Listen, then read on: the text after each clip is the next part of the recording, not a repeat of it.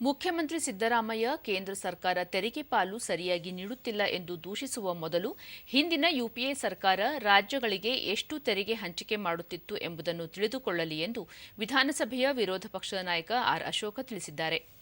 ಅವರು ತಮ್ಮ ಸಾಮಾಜಿಕ ಜಾಲತಾಣದಲ್ಲಿ ಯುಪಿಎ ಅವಧಿಯಲ್ಲಿ ಕೇಂದ್ರ ಸರ್ಕಾರ ರಾಜ್ಯಗಳಿಗೆ ಶೇಕಡಾ 32ರಷ್ಟು ಮಾತ್ರ ತೆರಿಗೆ ಹಂಚಿಕೆ ಮಾಡುತ್ತಿತ್ತು. ಆದರೆ ಎನ್ಡಿಎ ಸರ್ಕಾರ ಕಳೆದ 10 ವರ್ಷದಲ್ಲಿ ರಾಜ್ಯಗಳಿಗೆ ಶೇಕಡಾ 42ರಷ್ಟು ತೆರಿಗೆ ಹಂಚಿಕೆ ಮಾಡಿದೆ. ಯುಪಿಎ ಸರ್ಕಾರ ಶೇಕಡಾ 68ರಷ್ಟು ತೆರಿಗೆ ಹಣವನ್ನು ಕೇಂದ್ರದ ಬಳಿಯೇ ಇರಿಸಿಕೊಳ್ಳುತ್ತಿತ್ತು. ಆದರೆ ಎನ್ಡಿಎ ಸರ್ಕಾರ ಶೇಕಡಾ 58ರಷ್ಟನ್ನು ಮಾತ್ರ ತನ್ನ ಬಳಿ ಇರಿಸಿಕೊಳ್ಳುತ್ತಿದೆ ಎಂದು ಹೇಳಿದ್ದಾರೆ. ಎನ್ಡಿಎ ಸರ್ಕಾರವು ಕೈಗೊಂಡ ಸಮಯೋಚಿತ ನಿರ್ಧಾರಗಳ ಪರಿಣಾಮ ದೇಶದಲ್ಲಿ ಪೆಟ್ರೋಲ್ ಹಾಗೂ ಡೀಸೆಲ್ ಬೆಲೆಗಳು ಶೇಕಡಾ 11ರಿಂದ 14ರಷ್ಟು ತಗ್ಗಿವೆ. ಇದನ್ನು ಅರ್ಥ ಮಾಡಿಕೊಳ್ಳುವ ಸಾಮರ್ಥ್ಯವೂ ಮುಖ್ಯಮಂತ್ರಿಗಳಿಗೆ ಇಲ್ಲವಾಗಿದೆ.